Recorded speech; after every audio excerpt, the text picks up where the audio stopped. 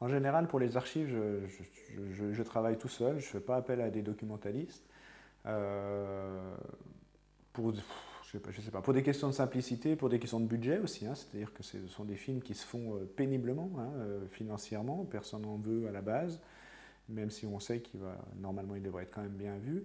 Et donc du coup, je travaille voilà, avec différentes sources, hein, l'INA pour tout ce qui est actualité.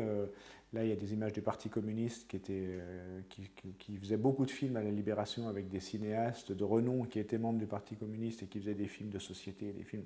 Donc il y a vraiment de belles choses.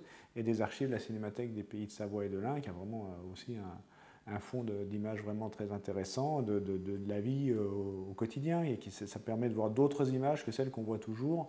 Et donc voilà, donc je travaille principalement avec ça, et puis les archives radio aussi. Et ça prend du temps. Et c'est compliqué, enfin c'est compliqué, c'est agréable parce qu'on voit de belles choses, mais avant de trouver vraiment ce qu'on veut, on met du temps, et puis voilà, on prend plein de choses et on taille dedans, et puis on jette, et puis c'est un travail après de montage, mais je mets peu d'archives muettes, parce que l'archive doit amener quelque chose. On n'est pas là que pour coller des images, pour recouvrir une interview, une chose comme ça. C'est qu'en général, j'utilise beaucoup le son pour que ça fasse avancer la narration. Donc pour trouver le morceau qui fait avancer la narration, là c'est plus compliqué. À partir du moment où on fait un documentaire sans commentaire, la bande son est au moins aussi importante que l'image, sinon plus, hein, surtout sur un film de contenu comme ça. Donc ce film-là, voilà, on pourrait presque l'écouter.